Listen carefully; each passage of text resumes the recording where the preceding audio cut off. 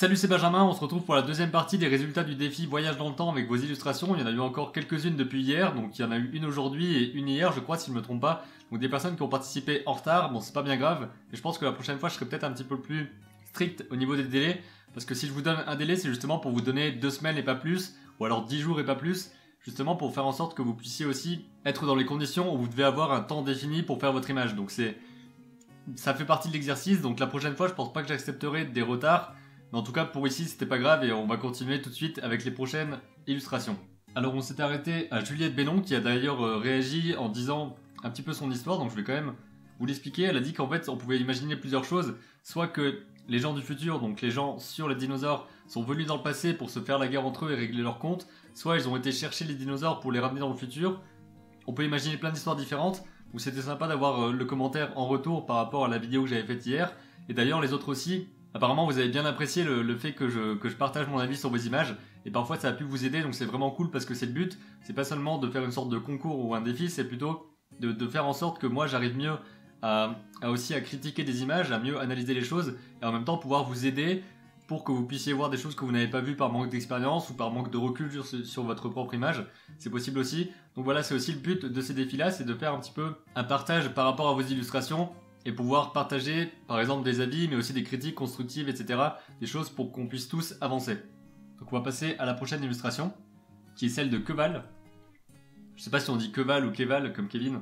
Donc Keval il a fait une illustration qui apparemment est faite sur papier avec un marqueur, donc vous voyez encore une fois que le marqueur pour faire des illustrations c'est vraiment super cool pour avoir une sorte de feutre et avoir la liberté de mouvement, la liberté de trait. Ici c'est assez bien rendu parce qu'il y a un sens de lecture, on voit qu'il est arrivé de 2016 jusqu'en 2078. En passant, on voit vraiment le sens de lecture de gauche à droite. Et il y a directement un retour en arrière, donc on le voit. Notre œil, il va faire en sorte de voir qu'on sait qu'il a été de telle date à telle date. Et que, vu ce qui s'y passe, il s'enfuit. Donc au niveau de la composition, au niveau de la narration, par l'image et par l'autre des éléments dans l'image, c'est vraiment super intéressant. On dirait vraiment une case de storyboard ou alors une case dans une bande dessinée. Donc je sais pas ce que tu imagines vraiment comme histoire autour. Est-ce que c'est quelque chose de plus abouti, avec beaucoup plus d'histoire et plus de complexité? Ce serait intéressant de partager ça dans les commentaires pour expliquer un petit peu l'histoire que tu voyais pour ton image en fait. Est-ce que tu vois un avant, un après, comment ça se passe? En tout cas pour l'image en elle-même, c'est assez bien fait. Et l'histoire est vraiment limpide en fait. On se rend compte qu'il y va et qu'il est forcé de revenir en arrière parce qu'il a peur de ce qu'il voit dans le futur. Alors à ce niveau-là, c'est vraiment super bien fait et bravo pour ton image. Ensuite, on a une image très aboutie, c'est Toshiro Kan. C'est inspiré d'une œuvre que vous connaissez tous sûrement, mais dont j'ai oublié le nom. La leçon d'anatomie du Dr Tulpe de Rembrandt. C'est vraiment le truc hyper connu, mais en fait, souvent je connais l'image, mais je connais pas forcément le nom. Donc il a repris cette peinture-là pour faire en sorte qu'il y ait des impacts du futur dans le passé. C'est-à-dire que ce voyageur-là, c'est une sorte de robot androïde ou alors un homme dans une combinaison qui arrive dans le passé et qui va peut-être complètement chambouler ce qui va se passer, puisque au lieu d'étudier un cadavre d'humain normal de l'époque, ils vont étudier le cadavre de cette personne venant du futur et ça va peut-être tout chambouler, ça va peut-être rendre quelque chose de vraiment bizarre et on pourrait aussi se demander du coup à notre époque quel serait l'impact, quelles auraient été les conséquences, etc. etc. C'est une très bonne idée d'avoir détourné ce genre de peinture-là, j'ai dit un petit peu mal. Donc par rapport au fait de reprendre d'anciennes peintures et de les détourner, je trouve ça assez intéressant parce que par rapport au voyage dans le temps, j'avais fait un truc comme ça l'année dernière avec des photos noir et blanc. En fait, j'avais pour idée d'incruster des personnages, des personnes de notre époque dans des photos en noir et blanc, un petit peu comme celle très connue du voyageur dans le temps qui viendrait, enfin c'est dans les années 30, c'est une photo des années 30, et vous voyez quelqu'un avec un appareil photo, des lunettes de soleil et une coupe moderne, une sorte de pull aussi qu'on voyait pas à l'époque, et certaines personnes disent que c'est un voyageur du temps qui est arrivé, etc.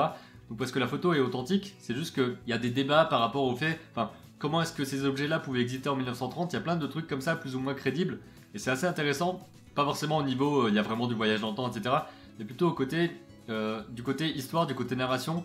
C'est comme je m'intéresse beaucoup à tout ce qui est théorie, les théories autour des films, autour des livres, autour des complots extraterrestres, etc., de tous ces trucs-là.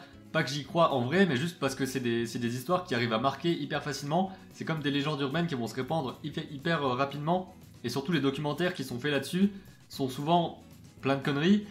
Mais en même temps, c'est tellement bien fait que ça arrive à raconter l'histoire qu'ils veulent. Et ça arrive à créer une tension, une narration, etc. Donc je m'intéresse plus à ça, à ce niveau-là, à ce niveau technique, à ce niveau narration, à ce niveau histoire, plutôt qu'au niveau de dire que c'est la réalité, etc. En tout cas, c'est vraiment intriguant. Alors ça me fait penser à tout ça, le fait que tu aies reproduit une peinture et que tu as voulu détourner le message. Donc c'était vraiment cool et on sent que tu as vraiment beaucoup travaillé sur cette image-là. Ça m'intéresserait de savoir un petit peu comment est-ce que tu as procédé, qu'est-ce qui t'a bloqué, est-ce que tu as eu des difficultés particulières pour faire cette image-là, ou alors est-ce que ça a été tranquillement, etc. Juste avoir un petit témoignage en commentaire pour m'expliquer et aussi expliquer aux autres qui vont regarder la vidéo comment est-ce que tu as fait ça, d'où t'es venue l'idée et pourquoi tu as décidé de faire ça de telle façon. Mais en tout cas, bravo, ton illustration est vraiment très cool. Ensuite, on passe à l'illustration de Lou Tabourin qui était Herbilou sur Tumblr. Donc c'est une illustration faite à l'aquarelle apparemment. Enfin, je pense que c'est à l'aquarelle ou alors c'est fait sur ordinateur, mais j'ai l'impression que c'est fait à la main. Je sais pas trop. J'ai eu un peu de mal à lire ça. En fait, j'ai juste l'impression que c'est une scène de la vie quotidienne dans le futur ou dans le passé, parce qu'il y a une horloge avec des chiffres romains. Donc j'ai un petit peu de mal à savoir ce que c'est. En regardant comme ça mieux, j'ai l'impression que ça se passe dans un clocher, peut-être dans une grosse horloge, avec une porte et peut-être qu'en dessous il y a un escalier du côté d'une église ou je sais pas quoi, et que ce serait la personne qui s'occupe de ça, parce qu'on a l'impression qu'il y a des rouages. Donc peut-être que c'est quelqu'un qui vit dans l'énorme horloge, dans un clocher, et qui sera en train de travailler ça. Je suis pas sûr d'avoir très bien compris l'histoire que tu veux raconter. Mais en tout cas, l'illustration en tant que telle, le style est plutôt cool. Je vois bien ça dans un livre illustré par exemple, avec une narration avec plusieurs images. Parce que cette illustration toute seule, elle raconte quelque chose, mais j'ai un petit peu de mal à cerner quoi. Donc je pense qu'avec d'autres images, avant, après, ça pourrait permettre de créer une histoire plus complexe et de créer quelque chose d'un petit peu plus riche. Mais sinon, c'est un bon point de départ. Et je pense que tu pourrais vraiment en tirer quelque chose de cette histoire-là. Je sais pas si tu l'as déjà fait et si tu comptes exploiter ça davantage. En tout cas, je te recommande vraiment d'exploiter vraiment cette histoire, ce personnage, et d'essayer de développer un petit peu son histoire, qui il est, ce que ce personnage fait dans la vie, etc. Et comment il peut évoluer et comment tu peux nous raconter sa vie à travers ton histoire. On passe à l'illustration d'un des retardataires, c'est-à-dire l'outre, qui m'a passé juste il y a peut-être un quart d'heure, 20 minutes avant que je tourne la vidéo, qui a passé cette illustration qui est vraiment super bien faite. Je pense que c'est l'une des illustrations les plus techniquement abouties au niveau des couleurs, au niveau de la composition, etc. Donc c'est vraiment très cool. Je sais pas en combien de temps tu l'as fait, parce qu'apparemment tu l'as fait aujourd'hui. Mais ça m'intéresserait bien d'avoir par exemple un timelapse de ça. Je sais pas si tu as enregistré une vidéo dessus. Ou en tout cas d'avoir plus de détails sur la manière dont tu as fait, dont tu as composé, etc. Tu m'as envoyé d'ailleurs un petit essai par rapport à ta composition. On voit que tu as mis dans l'autre sens finalement. Donc tu as fait peut-être l'effet miroir pendant que tu peignais, je sais pas. Parce que je sais que des fois, on a une composition dans un sens, et parfois pour voir si la composition est bien, on va flipper l'image dans un sens ou dans l'autre. Enfin, c'est plutôt comme ça souvent. Et si on retourne comme ça, donc c'est le miroir horizontal, si je me trompe pas, vertical, je me rappelle jamais dans quel sens c'est pris en compte, mais si on fait cet effet de miroir, ça va nous permettre de voir plus facilement les problèmes et les imperfections, les choses qu'on pourrait corriger à l'intérieur de notre image. Donc c'est super intéressant quand vous faites une image en digital painting, parce que quand vous le faites en vrai, vous pouvez mettre devant un miroir, mais c'est un petit peu moins pratique. Alors que là, vous avez juste un bouton pour flipper votre image dans ce sens-là et vérifier votre composition, vérifier si le visage ne rend pas bizarre dans l'autre sens, puisque normalement, si l'image marche et que vous la mettez dans l'autre sens avec le miroir, ça devrait toujours fonctionner. Alors que si ça fonctionne plus, c'est qu'il y a peut-être des choses à corriger parce qu'il y a quelque chose qui rend bizarre dans votre image. En tout cas, cette illustration-là est vraiment super cool. Je trouve ça assez intéressant le fait que tu l'aies mis en hauteur comme ça, dans le format portrait, parce que le personnage est d'autant plus petit et il y a vraiment une sorte de pression avec la nature, mais les couleurs sont aussi super bien rendues. J'aime beaucoup comment tu as rendu les lumières surtout. Je suis très admiratif de ton travail sur les lumières, donc ça m'intéresserait bien de savoir comment est-ce que tu as fait ça et comment est-ce que tu as procédé. Est-ce que tu as peut-être des étapes à nous montrer ou expliquer un petit peu ton processus de travail, parce que ça m'intéresse beaucoup et que je suis très fan de ton illustration, donc bravo. Même si tu étais en retard, donc bravo à moitié, juste bras, voilà, bras. Ou juste veau, c'est comme tu veux. Parce que t'as fait l'illustration, apparemment tu l'as fait assez rapidement, mais c'était pas dans les temps. Donc si c'était un vrai concours, et ben t'aurais été complètement éliminé et t'aurais pas... Hein. Alors attention, hein. Ensuite, l'illustration de Malou, qui a une page qui s'appelle Malou sur Facebook, et comme d'habitude, il y aura toujours tous les liens Tumblr, DeviantArt, Facebook, les chaînes YouTube aussi de certains qui en ont. Donc il y aura tout ça dans la description, comme d'habitude avec les noms pour que vous puissiez aller voir. D'ailleurs, certains m'ont déjà dit qu'ils ont été voir ce que faisaient les autres et que certains de vos travaux ont plu à d'autres personnes. Donc c'est vraiment cool de voir ça et que vous puissiez aussi partager ce que vous faites. C'est pour ça que j'ai décidé de pas seulement parler de ce que vous avez fait, mais aussi de mettre des liens vers ce que vous produisez pour montrer aux gens qu'est-ce que vous faites. Parce que c'est aussi ça l'intérêt, c'est pas seulement de montrer ce que je fais et de donner mon avis supérieur sur vos images. Non, c'est qu'on soit tous en train de partager et que ça permette aussi de qu'on ait plein de gens qui viennent aussi nous voir, etc. et avoir de plus en plus d'avis constructifs pour progresser et aussi avoir plus de soutien, plus de réactions. Donc voilà, pour que ce soit très cool. Alors cette illustration de Malou, elle est toujours aussi, elle est vraiment très aboutie au niveau visuel. C'est assez intéressant la façon dont tu l'as mise en place. Donc encore une fois, là je serais curieux de savoir comment tu as procédé, etc. Donc essayez de m'envoyer parfois des petits making-of de ce que vous avez fait pour m'expliquer un petit peu comment vous avez procédé. Alors ici, tu m'as dit que tu avais rajouté l'horloge derrière pour rajouter encore plus le côté voyage dans le temps. C'est vrai que sans ça, il n'y aurait peut-être pas eu autant cet impact. Mais là, on dirait vraiment... Enfin, cette image-là, je la verrais bien comme un poster, par exemple. Ou comme une affiche pour un film. Avec un titre quelque part, ou pas de titre d'ailleurs. Et ça permettrait peut-être d'avoir quelque chose de... Enfin, ça donne vraiment l'impression qu'il y a deux personnages qui ont une importance, qui ont déjà des choses à raconter. Et ça reste en même temps assez mystérieux pour qu'on puisse se demander qu'est-ce qui se passe. Parce que là, je sais pas vraiment ce qui se passe en fait. J'ai l'impression qu'ils préparent une mission secrète et qu'ils sont planqués quelque part, prêts à sortir dans le futur par exemple ou dans le passé pour aller faire une mission en particulier. Donc je suis intéressé par savoir quelle histoire est-ce que tu voudrais raconter avec ces personnages-là. Mais en tout cas, au niveau visuel, ton illustration est vraiment super bien faite. Donc bravo encore une fois, parce que toi, t'étais dans les temps, hein. Contrairement à toi, l'outre. Je te charrie, hein, c'est pas grave, mais enfin comme je l'ai dit, on fera plus gaffe au délai la prochaine fois, mais si tu me rends une illustration comme ça, c'est pas bien grave le délai pour cette fois-ci. En tout cas Malou, je suis vraiment content de voir ce genre d'illustration là, c'est vraiment très abouti, et je suis, comme je te l'ai dit, très curieux de savoir quelle histoire tu voudrais raconter avec cette image. Alors dis-le dans les commentaires pour qu'on puisse aussi en discuter, et pourquoi pas que les autres te donnent leur avis, ou alors qu'ils te disent j'ai vachement envie que t'en fasses une BD ou que t'en fasses un film, et que ça te pousse aussi, pourquoi pas, à raconter ton histoire dans quelque chose de plus grand et de plus complexe et d'encore plus cool. Ensuite, on passe à l'image de Mélanie Pelletier. Ça reste assez simple, mais c'est plutôt cool justement parce que juste avec le blanc et le jaune, ça crée un super contraste et ça permet de rendre le tout très lisible. Et juste avec ces points d'interrogation, etc. Bon, les points d'interrogation, je suis pas fan dans cette illustration parce que comme c'est pas dans une bande dessinée, avoir les automatopées. Avoir les onomatopées directement dans l'illustration, ça fait toujours un peu bizarre, comme avoir les traits ou ce genre de truc. J'aurais préféré peut-être lui faire une expression un petit peu plus étonnée, peut-être une expression qui montre vraiment via sa position et via son expression de visage, à quel point elle est étonnée, à quel point elle a peur ou elle comprend rien, etc. Parce que là, elle est quand même assez fixe et assez neutre finalement, elle est juste comme ça, les bras vers le bas, elle a une position très neutre, et elle est comme ça. Alors que tu aurais pu lui faire une expression genre... un truc beaucoup plus parlant, donc c'est très important pour ça, c'est pas juste d'évoquer l'histoire de votre personnage via ses paroles ou via du texte à côté, c'est aussi de l'évoquer vraiment à travers sa gestualité, à travers sa position, son expression, pour que tout son corps et dès qu'on le voit, ça exprime lui-même l'histoire que tu veux raconter et pas seulement mettre un point d'interrogation. Ici ça marche bien parce qu'avec le point d'interrogation, ça rend l'image beaucoup plus cohérente et on comprend très bien ce que tu voulais dire. Et je pense que tu pourrais travailler là-dessus, sur les expressions et sur surtout la position de ton personnage pour le rendre moins statique et faire passer le sentiment et l'attitude que tu veux faire passer directement par le dessin et pas forcément avec un signe texte ou un petit signe reconnu autour. Donc voilà, mais en tout cas très cool et je vous invite à aller voir la chaîne YouTube de Mélanie, il y aura le lien dans la description comme d'habitude. Elle poste des petits vlogs et des petits conseils par rapport à comment faire des croquis, comment faire de l'aquarelle. Donc il y a un petit peu comme sur ma chaîne, il y a un côté du dessin, mais pas que, c'est je pense aussi des techniques qui peuvent servir dans d'autres choses, et c'est surtout pour partager l'état d'esprit, parce que l'un de ses slogans, je crois que c'est, enfin, l'un de son buts, je crois que c'est de faire en sorte que vous trouviez votre propre style de dessinateur. C'est justement ça qui me plaît, moi, c'est de pas dire, alors on va faire un tuto sur comment dessiner Pikachu. Donc alors vous faites un rond, vous faites les oreilles, machin.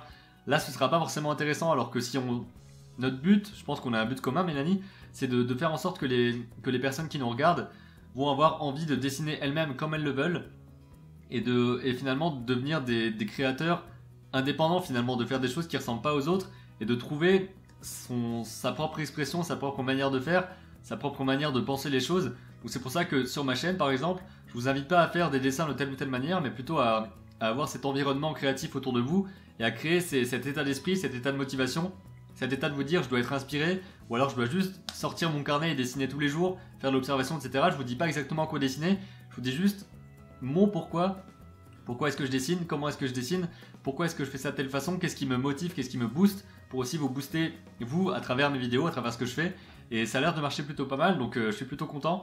Alors je vous invite vraiment à aller voir la chaîne de Mélanie, le lien dans la description, comme ça vous pourrez regarder un petit peu et lui donner aussi son avis sur ce qu'elle fait, et je pense que c'est vraiment super cool ce qu'elle fait en plus.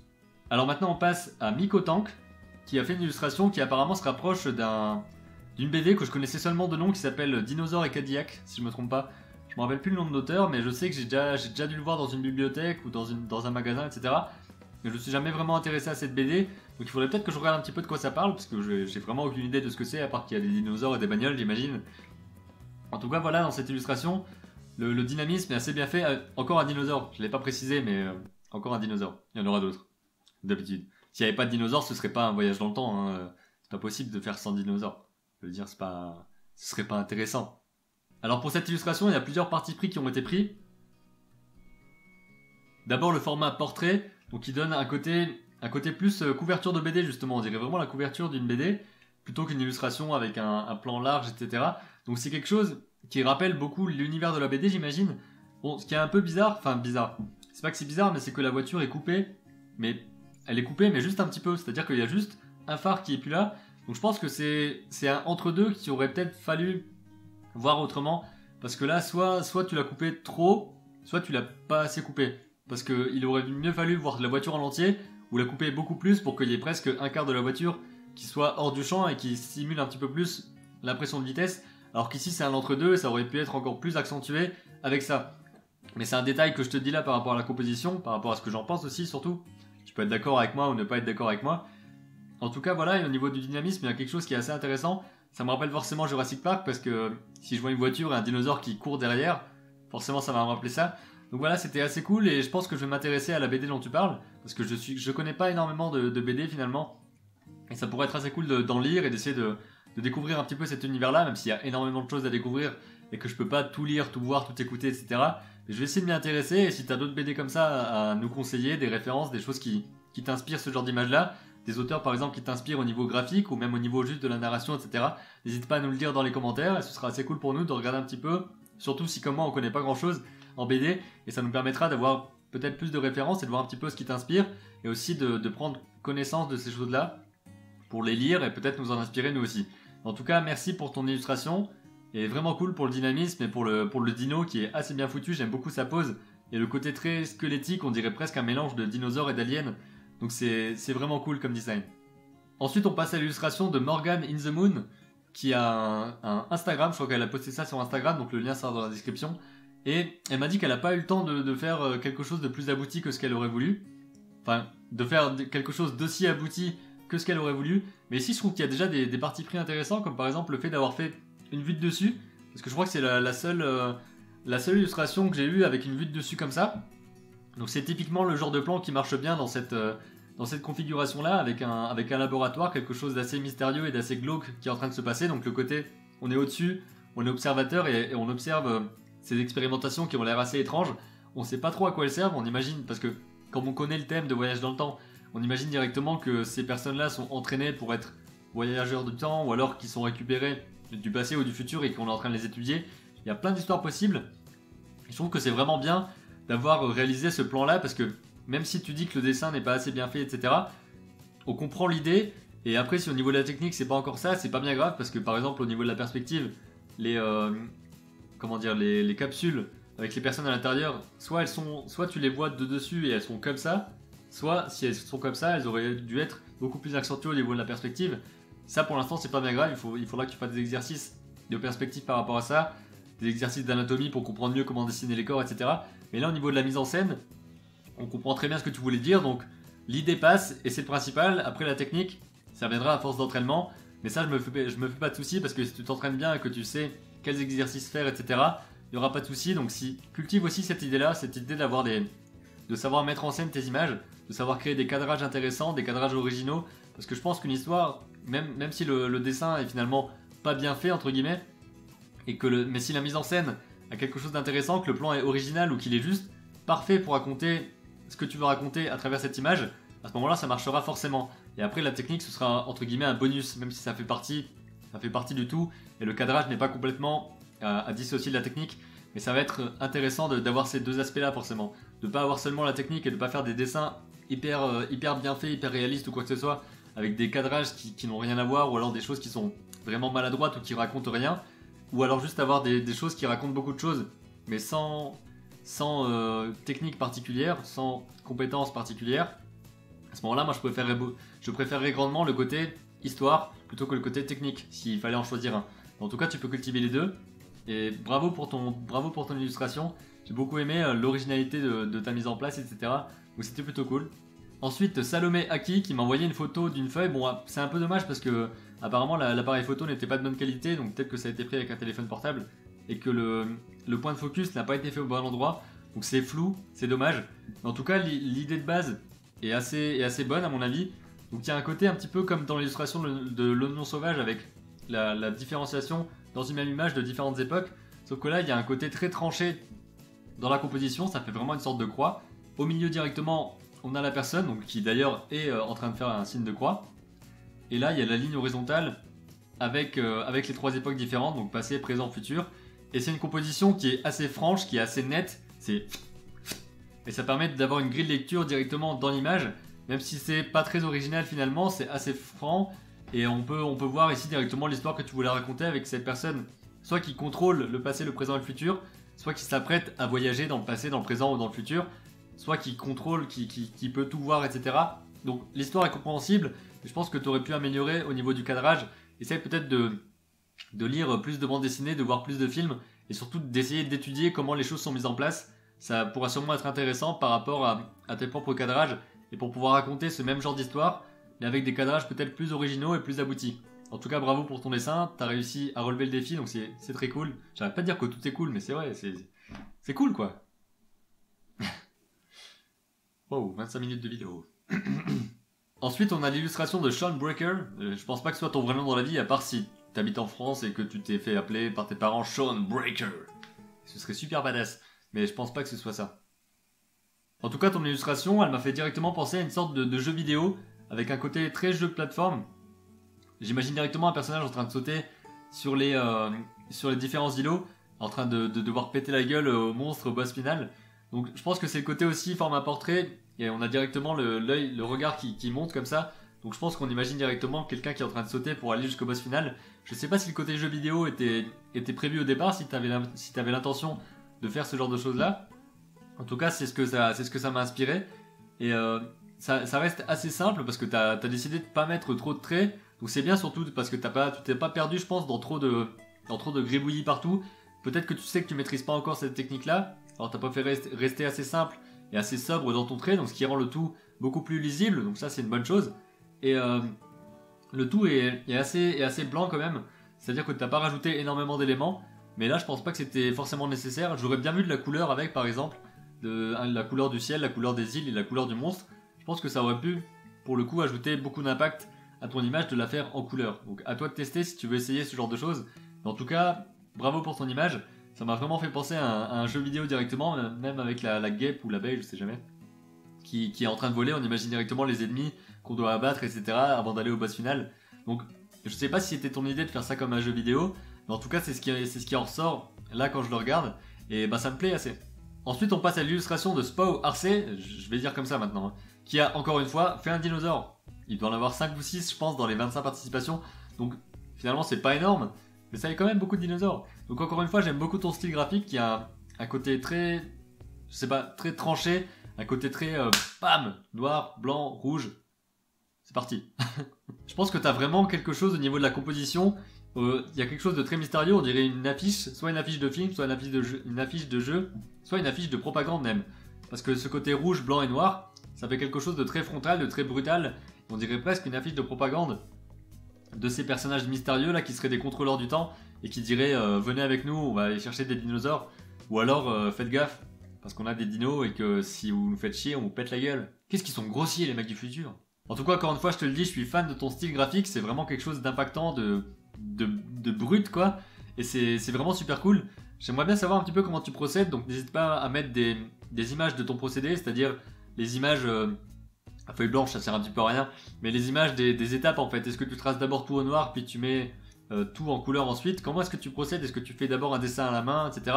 Ça m'intéresse beaucoup, donc peut-être un petit timelapse ou une vidéo sur le sujet, ce serait intéressant pour voir un petit peu comment tu travailles, parce que je pense que je suis pas le seul à apprécier ton style graphique, et à vouloir aussi savoir comment tu fais pour peut-être s'en inspirer et surtout être plus au courant de comment est-ce que tu fais pour peut-être avoir quelques idées à piocher là-dedans et comprendre un petit peu comment tu fais et peut-être avoir... Je suis en train de me répéter à mort là. Donc la prochaine illustration c'est celle de Little Polo ou The Little Polo que je connais parce qu'il m'avait... En fait c'était marrant parce qu'il m'avait dessiné en fait. Donc je vais essayer de retrouver l'image et de vous la mettre juste là. Et j'avais vraiment beaucoup aimé son style à ce moment-là. Et je pense que... Enfin, c'est vraiment un style qui est assez reconnaissable. Et quand je vois une de ces images, je sais directement c'est lui qui l'a faite. Donc je sais pas à quoi c'est dû. Est-ce que c'est juste le trait? Est-ce que c'est le fait que les personnages aient des yeux en trait noir comme ça? Ou alors est-ce que c'est les couleurs? Je pense que c'est une combinaison du tout. Parce que le trait plus les couleurs, ça rend un style vraiment très doux et accueillant finalement, quelque chose que j'aurais envie de voir animé en fait finalement. Avoir une série d'animation par exemple avec ce style graphique, ça me plairait beaucoup. Et j'aime beaucoup ta façon de faire les images. Surtout qu'ici il y a un côté très léger, très drôle, très comment dire, un côté très fun en fait. Dans les couleurs, dans ton trait, il y a quelque chose qui me plaît vraiment à travers ça. Donc encore une fois, tu as vraiment bien géré au niveau des couleurs, au niveau du trait. L'histoire, elle est très simple à comprendre ici. Donc voilà, j'ai pas besoin de trop vous expliquer. C'est bien en fait quand c'est comme ça et qu'il n'y a pas besoin d'expliquer l'histoire, on comprend directement ce que tu as voulu dire. C'est toujours assez compliqué de gérer les couleurs au niveau de la lumière, de créer des halos de lumière, etc. dans les images. En tout cas, c'est une difficulté que j'ai encore pour l'instant. Et ici, tu as super bien géré, juste avec quelques pointes de bleu pour simuler cette lumière-là. Donc c'est vraiment super cool, j'aime beaucoup ton style graphique, je te le redis encore une fois. Et voilà, j'espère que tu montreras d'autres images comme ça. Tu avais posté aussi un timelapse, je crois, du dessin. Donc pareil, je vais mettre le lien dans la description pour que vous puissiez aller voir comment est-ce qu'il a procédé pour faire son dessin. Et c'était plutôt cool. Donc voilà, j'espère que bah voilà. Je sais pas quoi dire.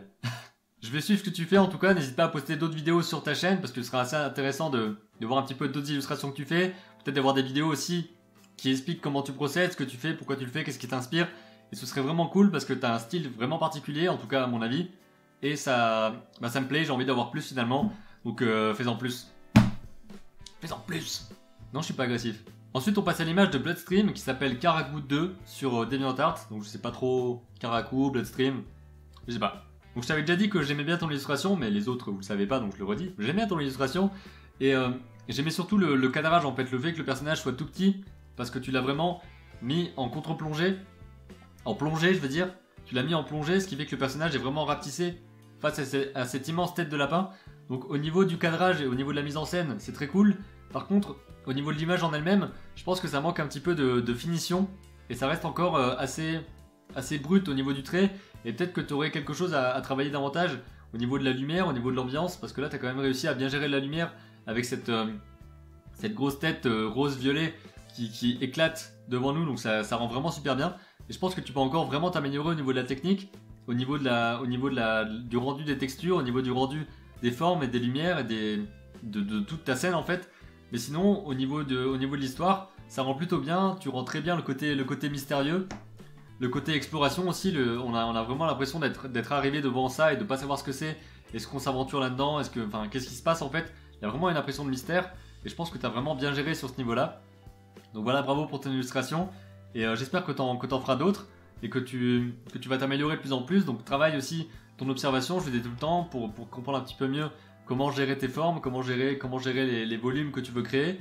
Mais aussi observe beaucoup pour savoir comment raconter ton histoire, parce que là tu as déjà quelques notions vu que tu as placé ton personnage dans la bonne position par rapport à la découverte, etc. Sauf que là on est un petit peu en dehors du personnage finalement. J'ai dit tout à l'heure qu'on avait l'impression d'être à sa place, mais finalement c'est pas complètement vrai parce que le personnage est là et ta caméra est au-dessus. Donc on est vraiment dans un état de supériorité à lui. Donc on observe d'en haut, alors que si on s'était mis à hauteur de personnage, avec par exemple la caméra comme ça, le personnage là, une contre-plongée avec cette immense tête de lapin devant, on aurait peut-être été plus pris dans l'aspect surprise et dans l'aspect on est en train de marcher, on arrive devant ça et on est complètement soit apeuré, soit fasciné. Alors que là c'est un petit peu moins le sentiment que tu présentes. Je ferai une vidéo là-dessus par exemple avec le fait que plus votre personnage est proche dans votre cadre de l'œil du spectateur, plus il est proche de la caméra finalement, enfin de la caméra, plus on va avoir de l'empathie pour lui et plus on va plus on va s'identifier à ce personnage-là. Donc ce sera assez intéressant pour toi de gérer des cadrages comme ça, d'essayer de placer le personnage en différents points de vue. Mais en tout cas pour cette illustration ça marche assez bien. Et voilà, bravo pour avoir relevé le défi. On passe maintenant à la dernière illustration, qui est une que j'ai reçue, je crois qu'il me l'a envoyée dimanche, donc en fait c'était dans les temps. Et c'est celle de Thio, de la chaîne Thio Création, et qui a d'ailleurs fait une vidéo sur son projet, qui a expliqué vraiment en détail comment il a procédé, d'où viennent ses idées, comment est-ce qu'il a mis les choses en place, pourquoi est-ce qu'il a fait ça de telle ou telle façon. Donc c'est vraiment super cool, c'est une vidéo qui dure à peu près 4 ou 5 minutes je crois, où il explique vraiment super bien, face caméra, comment est-ce qu'il a fait son illustration. Donc c'est l'une des seules vidéos de ce genre que j'ai eu. J'en ai eu plusieurs des vidéos, il y a eu celle aussi de André je sais plus quoi, Panda Head, celle qui avait fait la personne qui avait fait sur le droïde, l'affiche avec le droïde que vous avez vu hier. Donc il y avait aussi une vidéo sur la chaîne de cette personne là, alors que là lui il a décidé de faire une vidéo où il se présente et où il présente directement son image. C'était vraiment super cool à voir. Et au niveau de l'image en elle-même, t'avais dit dans la vidéo que t'avais bien compris le fait que pour montrer la profondeur et la distance, t'avais décidé de mettre différentes teintes de gris. Et à mon avis il n'y en a pas assez finalement, parce que il n'y en a que 3, ce qui veut dire que le personnage est exactement du même gris que l'arbre devant, que les arbres ici, que ensuite tu as une autre pour toute cette longueur là, et une nuance de gris plus claire pour ce qui se trouve à la fin.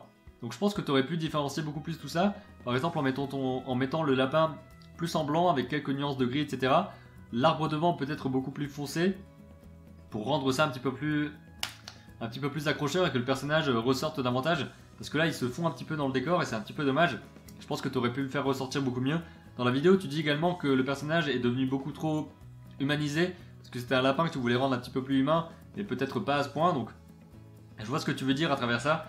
C'est que maintenant, c'est pas un lapin qui a l'air d'être un peu humain, c'est un être humain avec une tête de lapin en fait. Je pense que c'est ça ce que tu voulais dire, enfin je crois. Tu as parlé des défauts de perspective aussi, donc je les avais pas vus directement, mais c'est vrai que là c'était une perspective à un point de fuite. Et donc voilà, apparemment t'as pas trop géré le ruisseau, c'est ce que t'avais dit. C'est pas bien grave, hein, en tout cas dans l'illustration, ça change pas grand chose. Parce que je pense que ce qui aurait encore plus joué, plutôt que d'avoir une perspective parfaite, ce qui aurait beaucoup amélioré ton image, c'est d'avoir des nuances de gris, davantage en fait, plus de variations, et d'avoir ton lapin bien en avant, l'arbre aussi peut être noir, le gris foncé et le gris clair pour le personnage du lapin, avec des différences aussi. Donc peut-être que le visage et les oreilles auraient eu un blanc plus clair que les vêtements, etc. pour le rendre plus visible et que ton image soit finalement plus lisible. En tout cas, l'idée est très cool, donc tu peux peut-être encore travailler sur cette image-là pour essayer de faire ressortir le lapin davantage. Et voilà. Mais sinon, j'étais très content de voir la vidéo que tu as faite. Et c'est vraiment cool que tu aies montré ton processus en vidéo. C'était la manière la plus claire possible pour qu'on puisse comprendre tes intentions et comment est-ce que tu as travaillé, etc. Donc ça m'a vraiment fait bizarre aussi de voir ma tête au milieu d'une vidéo, parce que tu montres un petit extrait de la vidéo sur l'annonce du défi.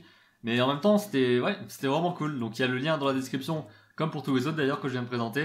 Donc voilà, n'hésitez pas à aller voir ce qu'ils ont fait. Si vous n'avez pas encore vu la vidéo d'hier, regardez-la. Hein. Il y aura un lien quelque part dans les fiches.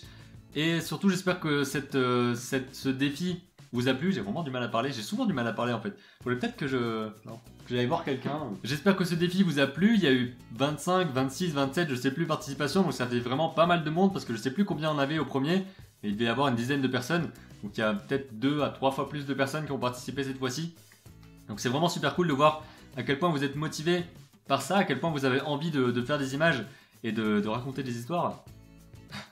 Et surtout de les partager et d'avoir quelque chose qui soit un petit peu plus commun, et que chacun partage son idée. Donc vous pouvez voir qu'à travers un même thème, vous avez eu plein d'idées différentes, avec plein de fois des dinosaures, mais d'une façon différente. Et c'était vraiment super cool pour moi de voir les différentes images que vous avez faites, à quel point vous êtes investis aussi, parce que certains ont travaillé plusieurs jours sur leur image. Donc ça me fait vraiment plaisir de voir qu'à travers une vidéo que j'ai lancée avec juste un défi, parce que moi finalement j'ai même pas fait d'illustration sur le sujet, et juste avec un défi lancé avec une vidéo de 5 minutes, j'ai pu donner aussi la motivation et l'envie de faire plein de dessins comme ça. Et c'est vraiment ce que je recherche. Alors je suis super content de ça, j'espère que mes petits conseils peuvent vous aider. Si vous en avez d'autres, n'hésitez pas à les partager, vous pourrez aussi vous aider entre vous, etc. dans les commentaires.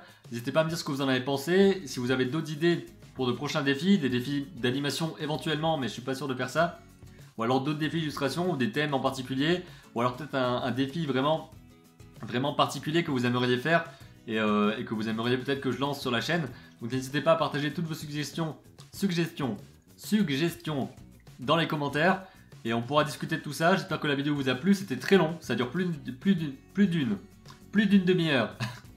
Donc c'est une très longue vidéo, ça fait presque 1 heure de vidéo en tout avec la vidéo d'hier, donc comme quoi vous aviez beaucoup d'illustrations et que j'avais envie de pas passer seulement 1 minute par dessin, je voulais vraiment dire tout ce que j'avais à dire sur vos images pour pouvoir vous aider au maximum et surtout donner mon avis le plus constructif possible. Donc voilà, j'espère que ça vous a plu. On se retrouve demain à 7 h pour la prochaine vidéo. Et d'ici là, comme d'habitude, créez vos images et racontez vos histoires.